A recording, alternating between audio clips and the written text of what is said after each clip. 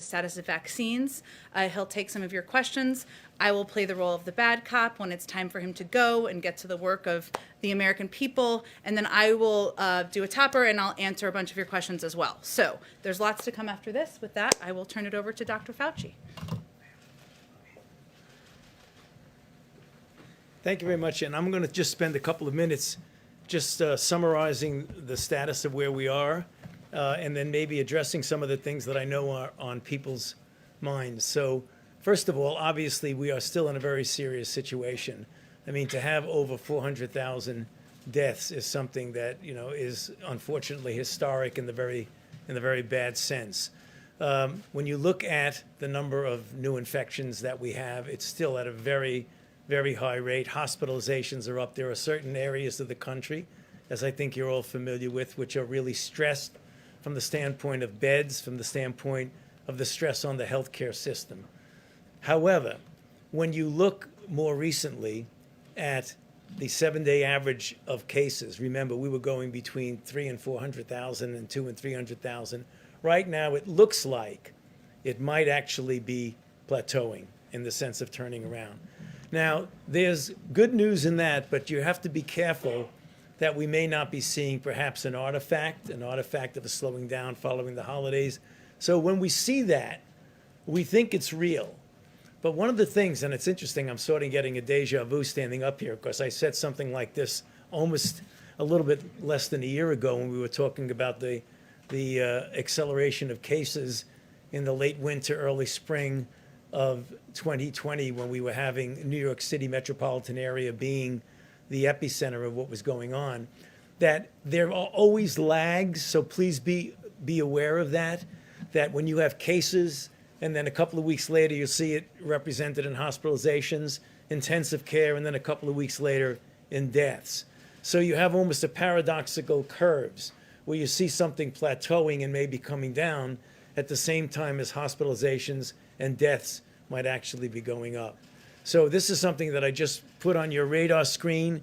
It is not an unusual thing to see that sort of thing. The other point I want to make is one that we're getting asked a lot regarding questions. That is, what is it about these mutants that you're hearing about? The mutants in the UK, which we know are in about 20 plus states, the mutants that we're seeing in South Africa and in Brazil. First of all, we need to understand that RNA viruses like coronaviruses mutate all the time. Most of the mutations don't have any physiological relevance with regard to the function of the virus itself. However, every once in a while, you get mutations, either singly or clustered in combinations, which do have an impact. So what have we learned thus far? And I want to emphasize thus far because we're paying very, very careful attention to this, and we take it very seriously. At least from the experience that our colleagues in the UK have had, the one that is in the UK appears to have a greater degree of transmissibility, about twice as much as what we call the wild type original virus. The one that is in South Africa is a bit different, and I'll get to that in a second. So it does look like it increases the transmissibility. They say correctly, on a one-to-one basis, it doesn't seem to make the virus more virulent or have a greater chance of making you seriously ill or killing you. However, we shouldn't be lulled into complacency about that, because if you have a virus that is more transmissible, you're going to get more cases. When you get more cases, you're going to get more hospitalizations. And when you get more hospitalizations, you're ultimately going to get more deaths. So even though the virus on a one-to-one basis isn't more serious, the phenomenon of a more transmissible virus is something that you take seriously. The next thing is, does it change enough to interfere with the efficacy of a whole group of monoclonal antibodies that many of you are aware of? The monoclonal antibodies that are being used for treatment in some cases and prevention. Since monoclonal antibodies bind to a very specific part of the virus, when there's a mutation there, it has much greater a chance of obliterating the efficacy of a monoclonal antibody. And we're seeing in the much more concerning mutations that are in South Africa and in some respects Brazil, which is similar to South Africa, that it is having an effect on the monoclonal antibodies. The real question that people are quite clearly interested in is, what is the impact on the vaccine? And so far, literally, we have this new phenomenon that are preprint journals where people get data and they put it into a preprint server where it hasn't yet been peer reviewed. But you have to pay attention to it because it gives you good information quickly. Ultimately, it gets confirmed. And we're seeing them coming out over the last few days. And what they're saying is that what we likely will be seeing is a diminution, more South Africa than UK. UK is that diminution in what would be the efficacy of the vaccine-induced antibodies. Now, that does not mean that the vaccines will not be effective. And let me explain why. There's a thing called a cushion effect. So if you have a vaccine like the Moderna and the Pfizer vaccine that can suppress the virus at a dilution, let's say, of 1 to 1,000, and the mutant influences it by bringing it down to maybe 1 to 800 or something like that, you're still well above the line of not being effective. So there's that cushion that even though it's diminished somewhat, it still is effective. That's what we're seeing, both certainly with the UK, which is very minimal effect. We're following very carefully the one in South Africa, which is a little bit more concerning, but nonetheless not something that we don't think that we can handle. What is the message? Because someone could say, now wait a minute, if you have the possibility that the vaccines are diminishing in their impact, why are we vaccinating people? No. It is all the more reason why we should be vaccinating as many people as you possibly can. Because as long as the virus is out there replicating, viruses don't mutate unless they replicate. And if you can suppress that by a very good vaccine campaign, then you could actually avoid this deleterious effect that you might get from the mutations. Bottom line, we're paying very close attention to it. There are alternative plans. If we ever have to modify the vaccine, that is not something that is a very onerous thing. We can do that given the platforms we have. But right now, from the reports we have, literally as of today, it appears that the vaccines will still be effective against them. With the caveat in mind, you want to pay close attention to it. So, Jim, why don't I just stop there and then maybe just answer some questions on anything else that I said. So, yeah. How helpful would it have been if Amazon got involved with the federal response to COVID-19 before Biden took office?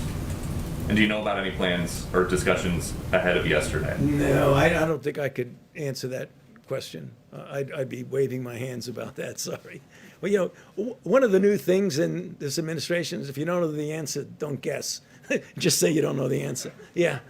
Yes. Dr. Fauci, a couple of questions, if I might. I'd like to follow up with you on what you just said about this strain in South Africa. Has that strain made its way to the United States? And what, if any, concerns do you have? How much do we understand about it? Great question. Thus far, it does not appear at all that the South African strain is in the United States. However, we must be honest and say that the level of comprehensive sequence surveillance thus far is not at the level that we would have liked. So we're going to be looking very, very carefully for it. But given the information we have today, it doesn't appear that the South African strain is here. Okay, and if I could just ask you about the effort to distribute the vaccines, because of course that's what most people want to know. When are they going to get a vaccine?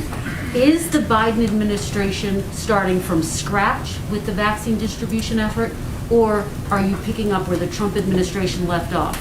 No, I mean, we certainly are not starting from scratch because there is activity going on in the distribution.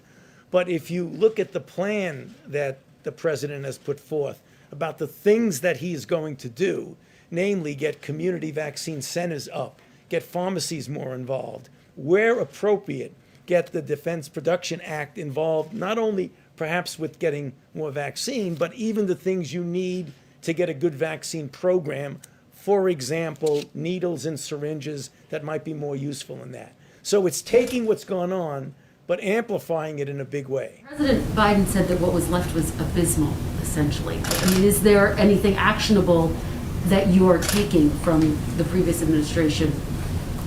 Well, Is that delaying your efforts to get the vaccine? I mean, that's the question. no, I mean, we're coming in with fresh ideas, but also some ideas that were not bad ideas with the previous administration. You can't say it was absolutely not usable at all. So we are continuing, but you're going to see a real ramping up of it. One more final question. You had said that most people will be vaccinated by the middle of 2021. Is that still your expectation?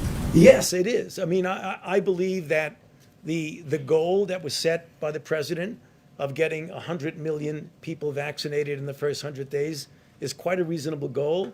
And when you get to the point, and one of the things that I think is something we need to pay attention to, and I, quite frankly, have been spending a considerable amount of my own time, is outreaching, particularly to minority communities, to make sure that you get them to be vaccinated and you explain why it's so important for themselves, their family, and their community. If we get 70 to 85% of the country vaccinated, let's say by the end of the summer, middle of the summer, I believe by the time we get to the fall, we will be approaching a degree of normality. It's not going to be perfectly normal, but one that I think will take a lot of pressure off the American public. Dr. Fauci, you're one of the few holdovers from the previous administration to this current one. What has been your experience with this new team? And in your view, what would have been different in terms of the trajectory of this outbreak from the start had a team like this been in place at the beginning? Well, I can tell you my impression of what's going on right now. The team, I don't know if I can extrapolate other things, but one of the things that was very clear as recently as about 15 minutes ago when I was with the president is that one of the things that we're going to do is to be completely transparent, open, and honest. If things go wrong, not point fingers, but to correct them and to make everything we do be based on science and evidence. I mean, that was literally a conversation I had 15 minutes ago with the president. And he has said that multiple times. That you, looking back on your comments over the last 10 or 12 months, would like to now, with that sort of license, to amend or clarify? No, I mean, I always said everything on the base. That's why I got in trouble sometimes. Right. Yeah, right.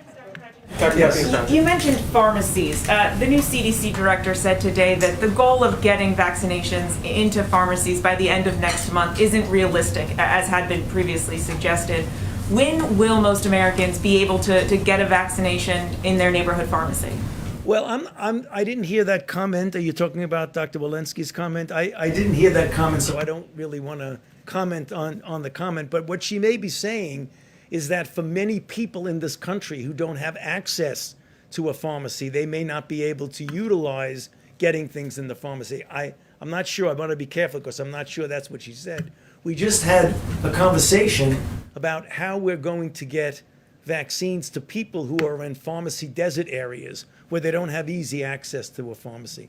And that's something we're working on and taking very seriously. But just to be clear, if you are in an area where you do have access to a CVS or a Walgreens, Right. when will you be able to get access to this vaccine like you would a flu vaccine? You know, in the spirit of not guessing, I'm not quite sure when that will be, but we can get back to you on that. And just on the broader timeline, you mentioned the fall. We just heard the president say, the brutal truth is that it is going to be several more months. Just to be clear, you're saying by the fall, the majority of Americans you think will be vaccinated? No, I didn't say that. I said if we get the majority of Americans, 70 to 85% vaccinated by then, we could have a degree of herd immunity that would get us back to normal. The concern I have, and something we're working on, is getting people who have vaccine hesitancy who don't want to get vaccinated, because many people are skeptical about that. So we really need to do a lot of good outreach for that.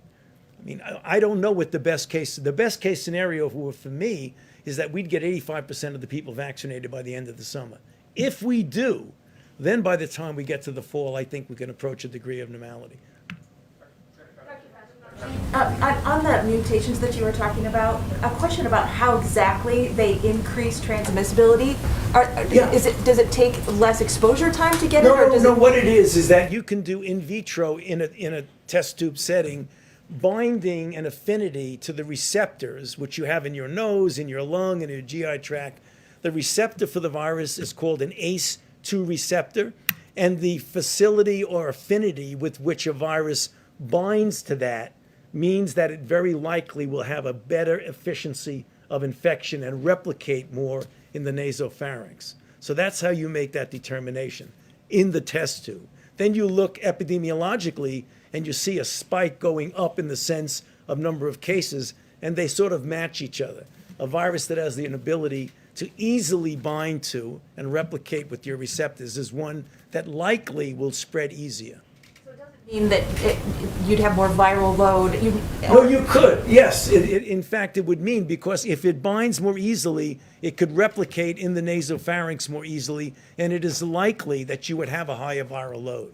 Make masks less effective in that case? No, it makes it the reason why you absolutely should be wearing a mask. It doesn't necessarily make it less effective. If you properly wear a mask, then you'll be okay. On the UK strain, do you have any data on how widespread that strain is in the United States? Well, I think it's in at least 20 states that people have mentioned. Exactly. The real question that's going to be asked, is it going to become the dominant strain, or will the strains we already have prevent it from flourishing and being the more dominant strain? But it is here for sure.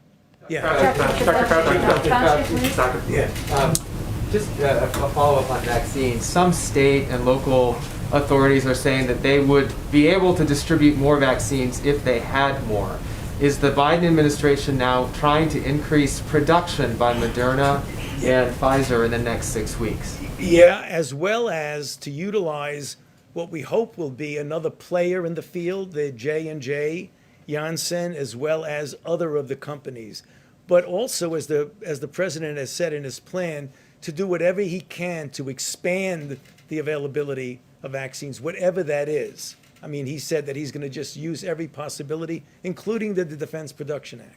Can you explain the discrepancy between what some states are saying about needing more vaccines and the CDC saying that a lot of vaccine is still remaining on on their shelves? Yeah, I think that is something that we need to really take a close look at, because that is sort of an inconsistent discrepancy. And then one of the things we want to do is to find out why that's the case. And if it is the case, particularly the thing that would be most disturbing, if there's vaccine laying around and people are not using it when others would need it. But I don't know the answer to that question, but we need to look into it. Dr. Fauci, you've joked a couple times today already about the difference that you feel in being kind of the spokesperson for this issue in this administration versus the previous one. Can you talk a little bit about how much different do you feel, less constrained? What is the, you for so many times you stood up behind a podium with Donald Trump standing behind you. That was a different feeling, I'm sure, than it is today. Can you talk a little bit about how you feel kind of released from what you had been doing for the last year? Yeah, but you said I was joking about it. I was very serious about it. I wasn't joking. No, actually, I mean, obviously, I don't want to be going back, over history, but it was very clear that there were things that were said, be it regarding things like hydroxychloroquine and other things like that, that really was uncomfortable because they were not based on scientific fact. I can tell you, I take no pleasure at all in being in a situation of contradicting the president. So it was really something that you didn't feel that you could actually say something and there wouldn't be any repercussions about it. The idea that you can get up here and talk about what you know, what the evidence, what the science is, and no, that's it. Let the science speak. It is somewhat of a liberating feeling. Basically banished for a few months there for a while. You feel like you're back now? I think so. Well, Okay. that's Mike Shear. If you don't want to take questions from him in the future. Thank you, Dr. Fauci, so much for joining us. We really appreciate it, and we'll have him back again. So Thank you. Well, thank you, everyone. As I promised, we'll have a full briefing from here. So, as you know, just a few Moments ago, the president also released a national COVID-19 strategy and signed 10 executive orders and other directives to move quickly to contain the crisis. Underpinning everything the president signed today and everything we do every day will be equity. Some highlights of those actions include an executive order to fill supply shortfalls for vaccinations, testing, and PPE. The president directed agencies to exercise all appropriate authorities, including the Defense Production Act, to accelerate manufacturing and delivering of supplies such as N95, masks, gowns, gloves, PCR swabs, test reagents, and necessary equipment and material for the vaccine. The president also signed a presidential memorandum to increase federal reimbursement to states and tribes for the cost of National Guard personnel, emergency supplies, and the personnel and equipment needed to create vaccination centers. An executive order that established a COVID-19 pandemic testing board to bring the full force of the federal government's expertise to expanding testing supply and increasing access to testing. An executive order to bolster access to COVID-19 treatments and clinical care, establishing a comprehensive and coordinated preclinical drug discovery and development program to allow therapeutics to be evaluated and developed in response to pandemic threats. Sorry, I had to clear my throat. There's a lot here. He also issued an executive order directing the Departments of Education and Health and Human Services to provide guidance on safe reopening and operating for schools, childcare providers, and institutions of higher education. An executive order on the Occupational Safety and Health Administration to immediately release clear guidance for employers to help keep workers safe from COVID-19 exposure. An executive order to require mask wearing in airports or certain modes of public transportation, including many trains, airplanes, maritime vessels, and intercity buses. And an executive order establishing a COVID-19 health equity task force, something we had previously announced, but making it official today, to provide specific recommendations to the president for allocating resources and funding in communities with inequities in COVID-19 outcomes by race, ethnicity, geography, disability, and other considerations. These steps, of course, build on the actions we announced yesterday. I had an additional update. Some of you may have seen this come out through late last night, but I wanted to share with you that as a result of one of the executive orders President Biden signed yesterday, the acting Homeland Security Secretary issued a memorandum to review and reset immigration enforcement priorities. For 100 days, beginning tomorrow, the Department of Homeland Security will pause removals for certain individuals. This pause will allow the administration to review and reset enforcement policies and ensure that resources are dedicated to the most pressing challenges and that we have a fair and effective enforcement system rooted in responsibly managing the border and protecting our national security and public safety. I had one other item I just wanted to flag for you about something the First Lady is up to. Let me see if I can find that, or I will circle back to it a little bit later. With that, I'm happy to take your questions. Zeke, why don't you kick us off? Thanks, Jen. There was some reporting earlier today about the president's commitment to extending New START. Can you talk about what the president's directive on that front has been? Additionally, did he confirm that the president requested reports from the new DNI for an assessment on potential foreign interference in the 2020 election, and then also the Solar Winds Act? I can confirm that the United States intends to seek a 5-year extension of New START as the treaty permits. The president has long been clear that the New START treaty is in the national security interests of the United States. And this extension makes even more sense when the relationship with Russia is adversarial, as it is at this time. New START is the only remaining treaty constraining Russian nuclear forces and is an anchor of strategic stability between our two countries. And to the other part of your question, even as we work with Russia to advance U.S. interests, so too we work to hold Russia to account for its reckless and adversarial actions.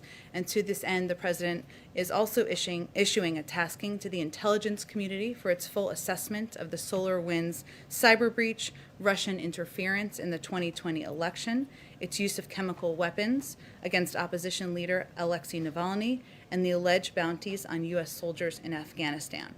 So that's hopefully answered all of it. That was a mouthful. And just changing gears for a quick second to COVID and the negotiations with Capitol Hill. How long is the president willing to pursue bipartisanship? Democrats are already talking about a reconciliation process. Is there given the critical need for some sort of aid here that the president's talking about, is there a deadline at which he's giving Republicans, is it February 1st? Is it President's Weekend? By which he'll say, no, we're going to do this by reconciliation instead.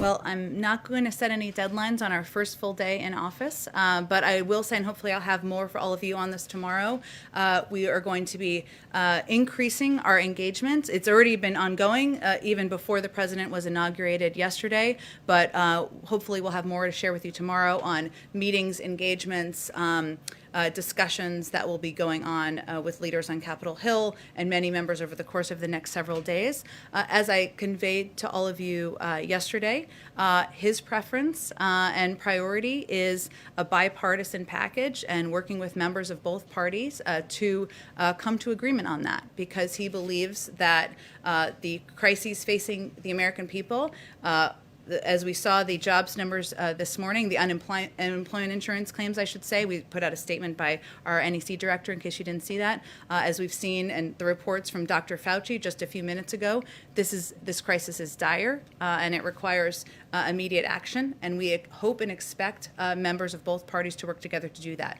We're also not going to take options off the table, so we'll proceed with those discussions over the next couple of days. Go ahead, Kristen. Hi, Jen. If I could just follow up on that. There was some reporting that there was going to be a meeting this weekend with a bipartisan group of lawmakers. Can you give us any indication? Is that going to happen with President Biden or with his economic team? Is that your expectation? Well, I think the reporting was around a meeting with NEC Director Brian Deese. I spoke with him earlier today. He is definitely going to be engaging with a range of members and a range of different groups of members from Capitol Hill in the coming days. I think we were still working to confirm specific meetings before I came out here, and I hope to have more for all of you on that by tomorrow. Okay, and more broadly speaking, Jen, President Biden has proposed this $1.9 trillion package.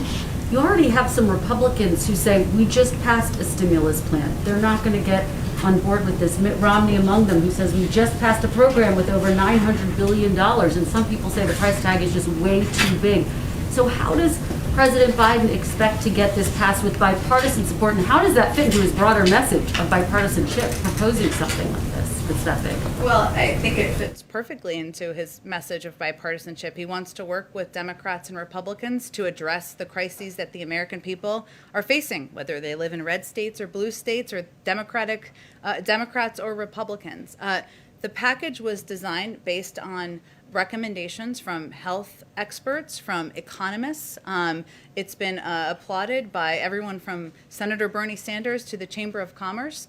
And there are specific pieces in there that are meant to serve as a bridge for the American people, including a large percentage of it that's for unemployment insurance, funding for vaccine distribution, something that is pivotal, as we've already been discussing here today, for reopening of schools. So part of the discussion we'll be having with members is what do you want to cut? And this is a plan that he feels addresses the crisis at the moment. One quick follow-up on that. The work of the Senate is being held up by this dispute over the filibuster. Where does President Biden come down on that?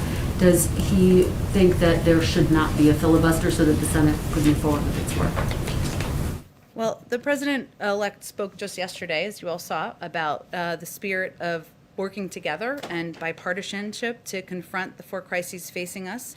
You've already seen him work with Republicans and Democrats and work toward a bipartisan approach to passing packages that will address the crises we're facing, and that certainly is his priority and his preference. So that's what he'll continue to work on day 2 of the administration. Go ahead, Mike Scheer. Okay, see, you can call her. I just gave you a hard time. Go ahead. That's fine. So I want to push you a little bit more on that question. Like, if there's this call for unity that the president made in his speech yesterday, but there has so far been almost no fig leaf even to the Republican Party. You don't have a Republican cabinet member like President Obama and I think President Clinton had. The executive orders that he's come out the gate have been largely designed at erasing as much of the Trump legacy as you can with executive orders, much of which the Republican Party likes and agrees with. You've put forth an immigration bill that has a path to citizenship but doesn't do much of a nod towards the border security, and you've got a $1.9 trillion COVID relief bill that has, as folks have said, already drawn all sorts of criticism. Where is the actual action behind this idea of bipartisanship? And when are we going to see one of those, sort of substantial outreaches that says this is something that, the Republicans want to do too? Well, I guess what I would send back to you, there was a lot in there, so let me do my best here. But Mike, is unemployment insurance only an issue that Democrats in the country want? Do only Democrats want their kids to go back to schools? Do only Democrats want vaccines to be distributed across the country?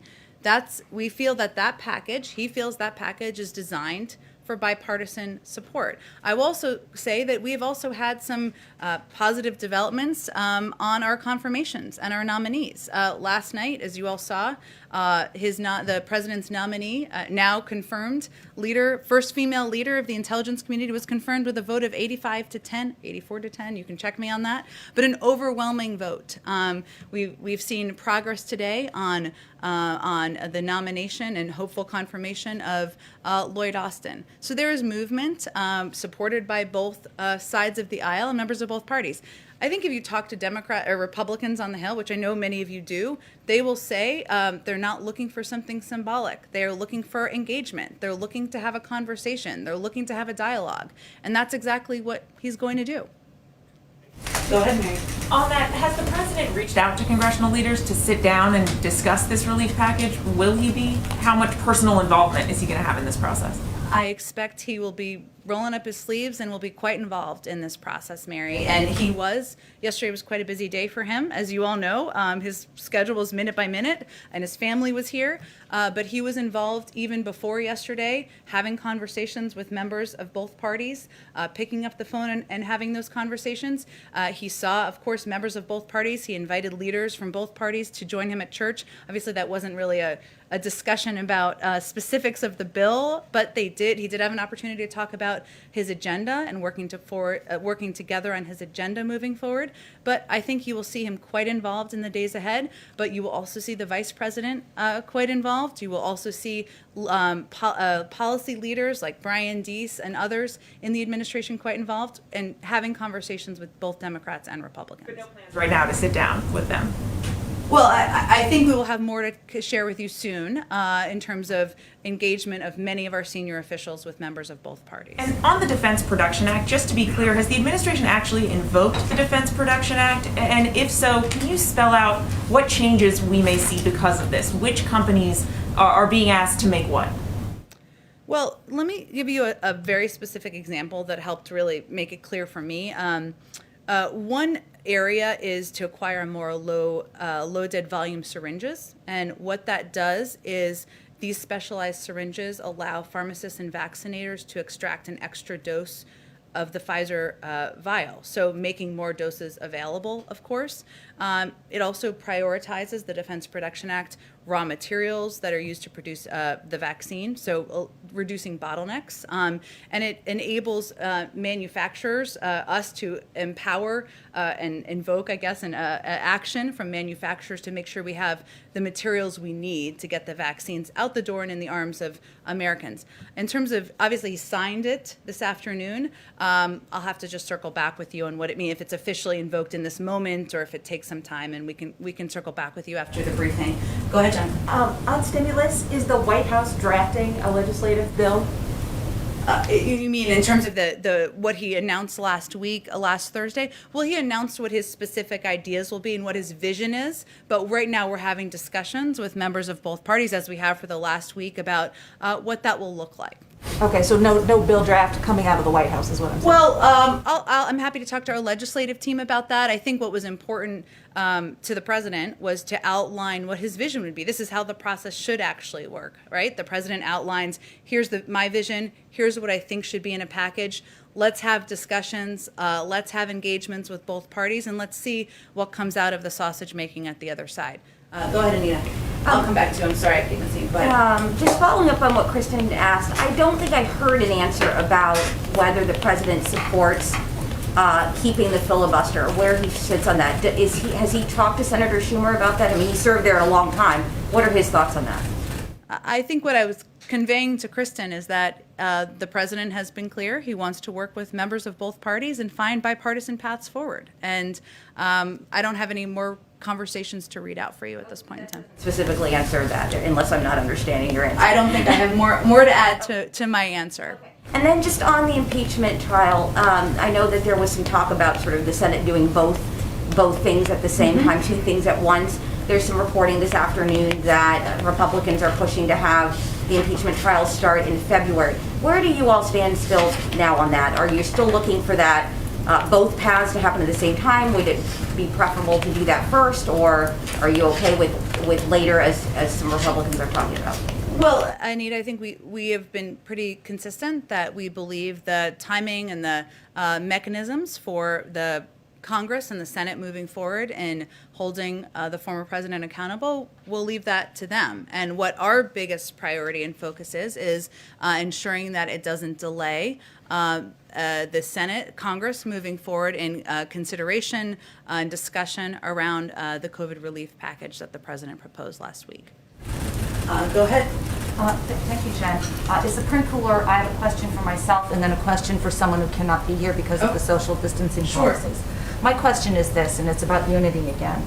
I've heard from conservatives who are afraid that the president is going to try to pull back religious conscience exemptions for groups like Little Sisters of the Poor. The president pledged he would do that in July when Little Sisters won a case in the Supreme Court. The Health and Human Services nominee Javier Becerra pursued that line of going after the exemptions as Attorney General of California. What's the president going to do on that? I haven't discussed that particular issue with him. I'm happy to circle back with you, but I don't. There's not a change in his position from what he said earlier this summer. Did you have another question? Question from Adam Longa of WUSA 9.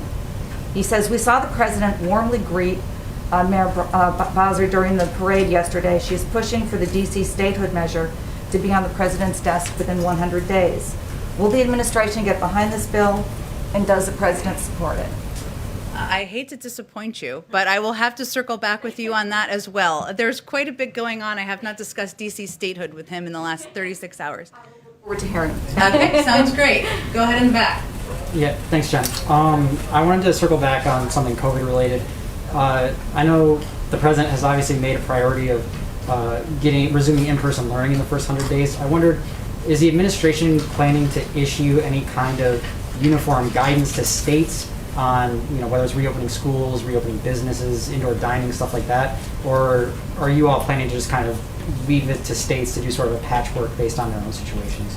Well, as Dr. Fauci conveyed, our objective is to ensure that health and medical experts are leading the effort in delivering guidance, determining guidance, and also communicating it with the public whenever possible. And any guidance would come, of course, as you know, from the CDC.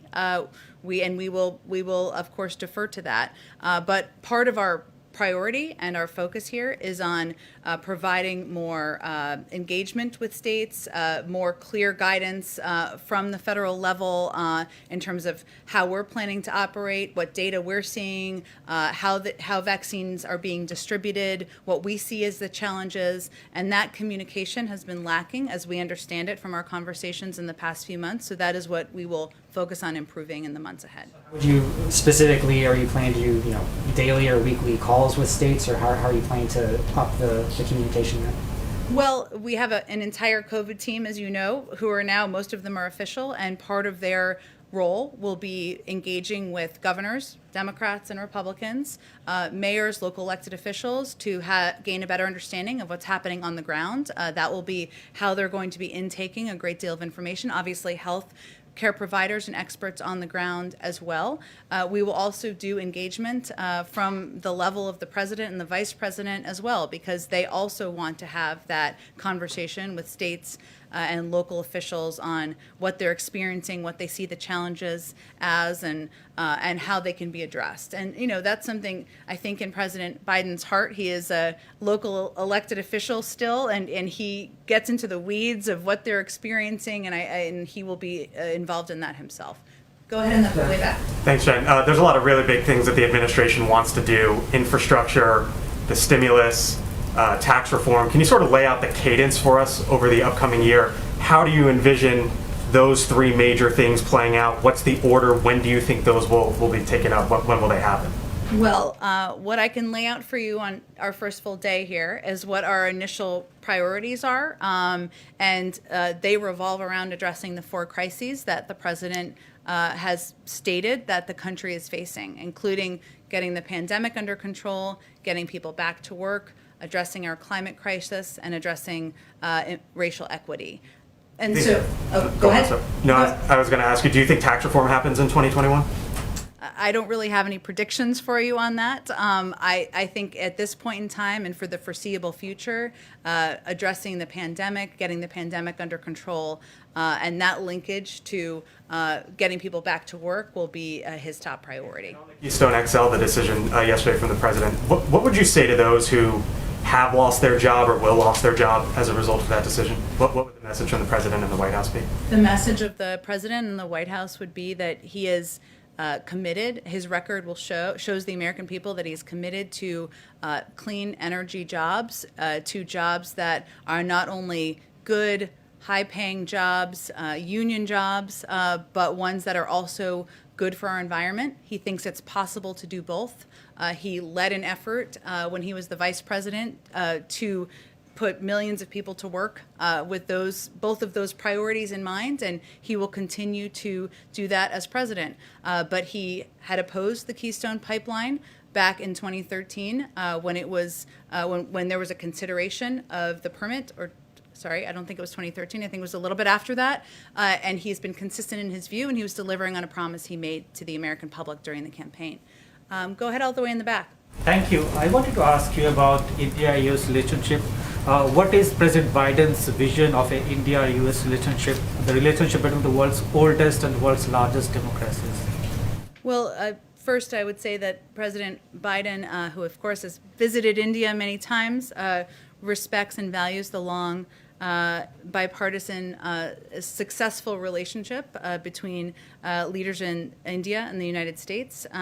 He looks forward to a continuation of that. Obviously, he selected and yesterday she was sworn in, the first Indian American to serve as president or vice president. Certainly a historic moment for all of us in this country, but a further cementing of the importance of our relationship. So go ahead, George. Yeah, thanks.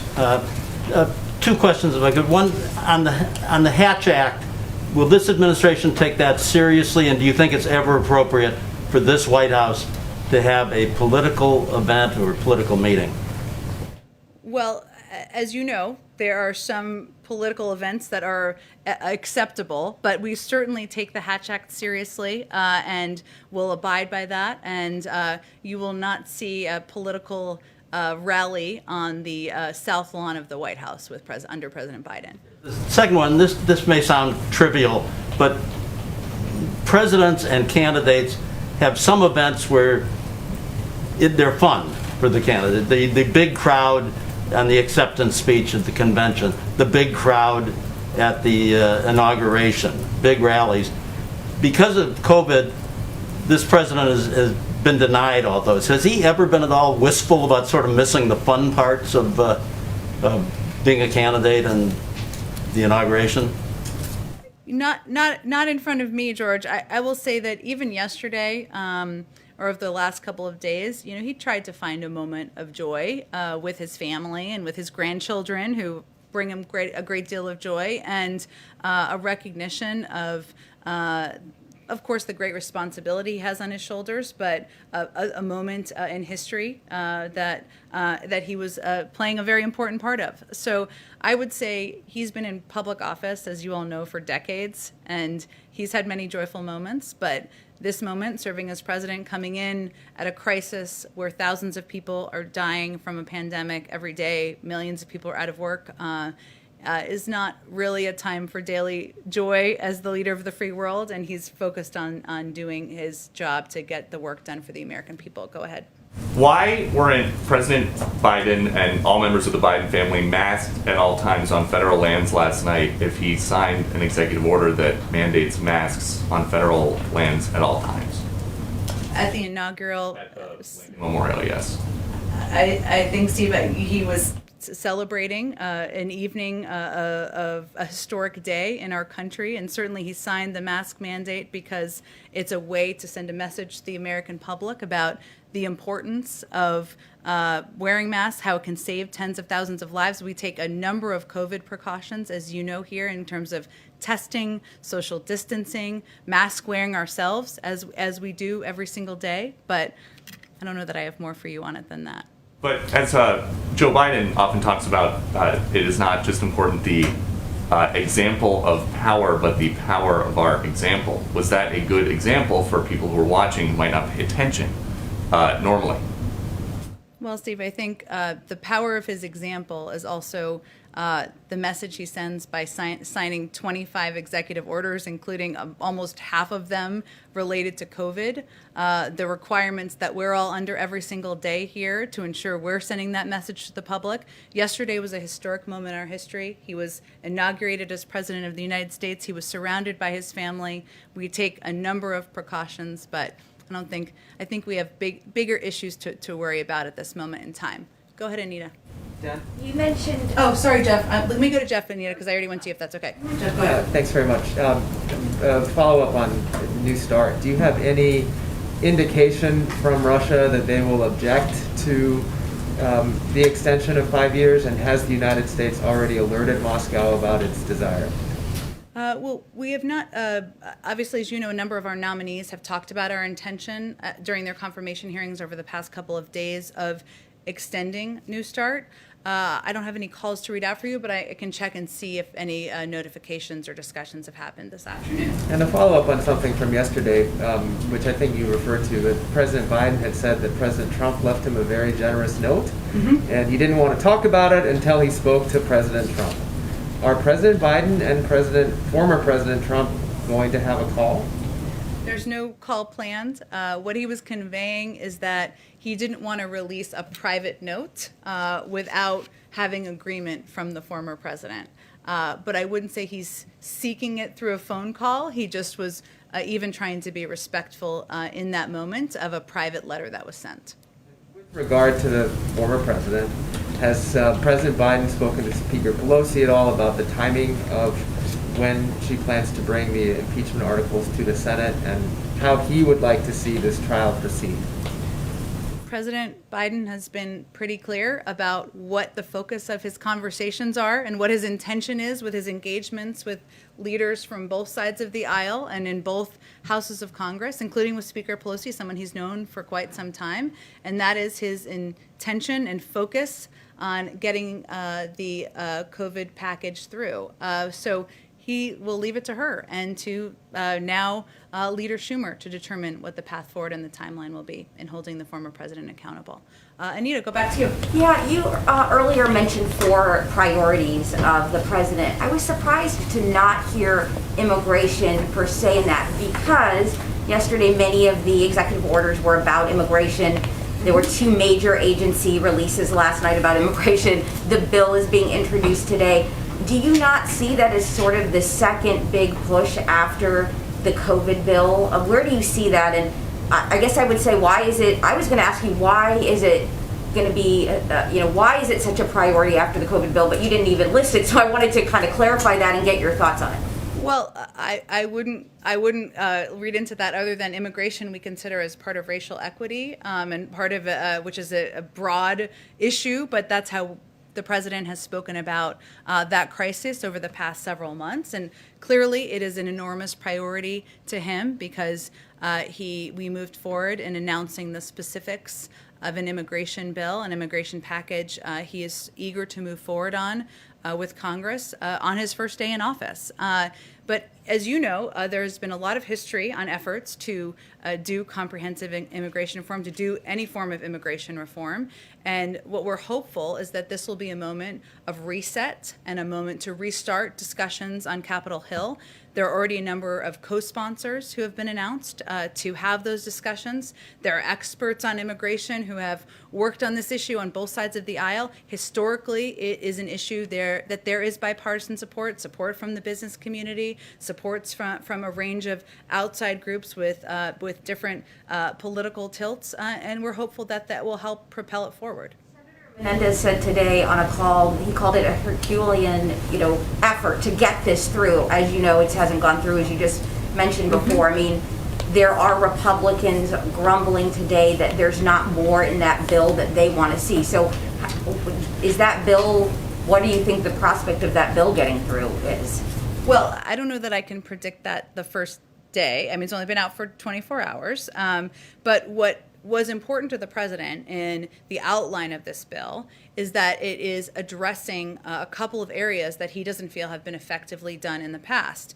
The last 4 years, the immigration policy has been based around funding for a wall. That has not worked, even to keep the country safer, even to keep bad actors out. And so his approach is multi-pronged. It is to do smart security that will help address and use technology to address key border crossings, address ports of entry more effectively and efficiently, and putting that oversight in the hands of the Department of Homeland Security. It will also help address root causes of migration, and that hasn't been in past bills, as you probably well know, Anita. It was not in the bill in 2013, but it's something that he has been an advocate for in his time in public office.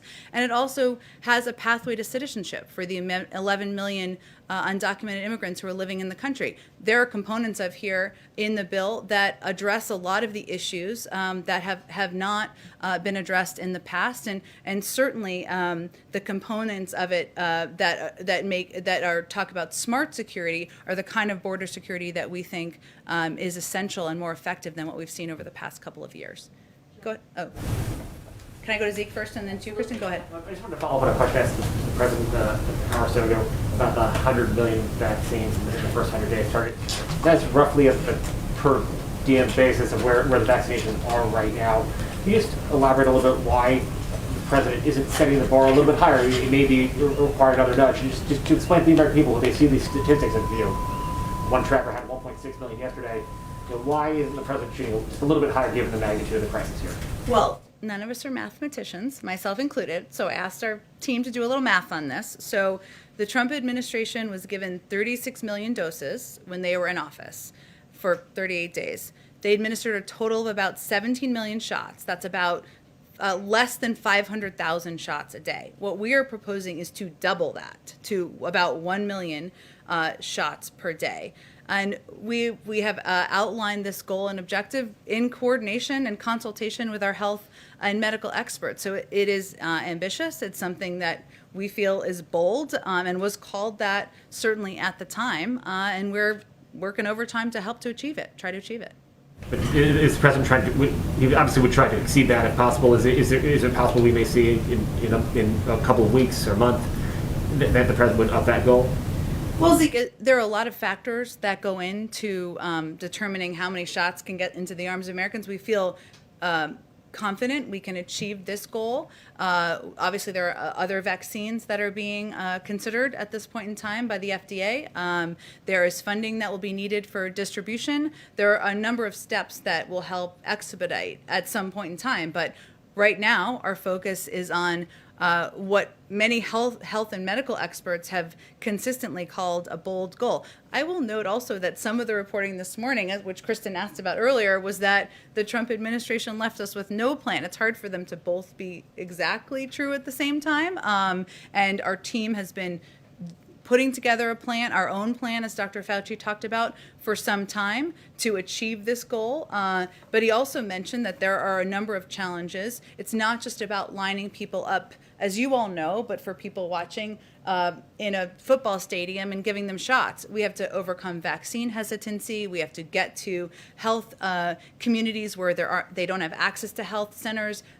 That was outlined. A number of steps to address that were outlined in the president's plan today. But this is a bold goal. We're going to work every day to achieve it, and we'll build from there. There's a lot more of the administration to go from there, and more work on COVID to be done. Go ahead, Kristen. Jen, President Biden is reversing a number of former President Trump's policies, and we're seeing some of former President Trump's staffers be placed on leave or be reassigned. Is there an attempt to purge Trump officials? Well, there's a new administration, so obviously there are a number of new officials in place. I know there was some reporting, for example, and I don't know if this is who you're referencing, so you tell me if not, of the head of the NLRB. That's an individual who was not carrying out the, anyone would tell you, not just from our administration, the objectives of the NLRB. And so they're no longer in their position, and we'll make those decisions as needed.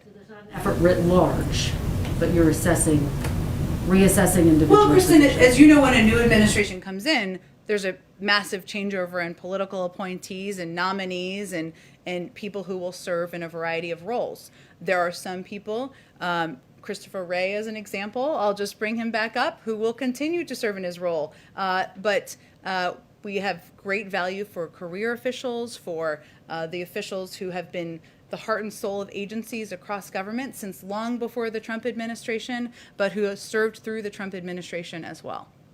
On COVID, the question. Did the transition officials know before yesterday that Amazon wanted to get involved in such a meaningful way?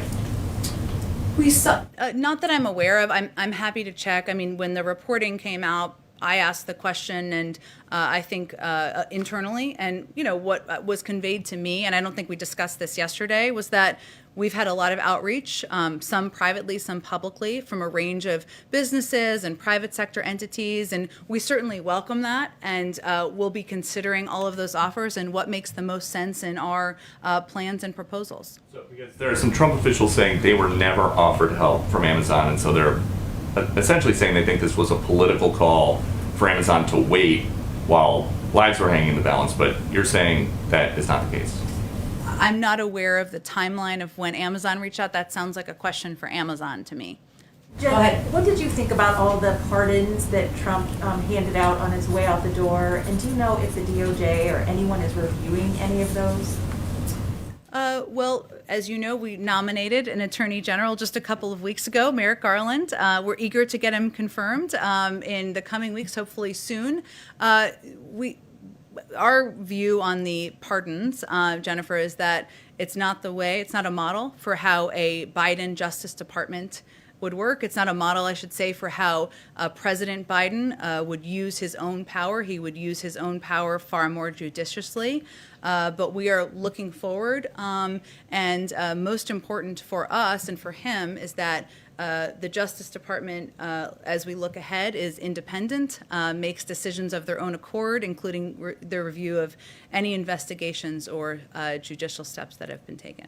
Can I do a follow-up? Thank you. Okay, I think we're about to conclude it here, but because it's my second day, let's take 2 more questions. Go ahead in the back. About the pardon attorneys. Yes. Is the president going to listen to the pardon attorney? President Bush told President Obama that he should use the pardon power early on.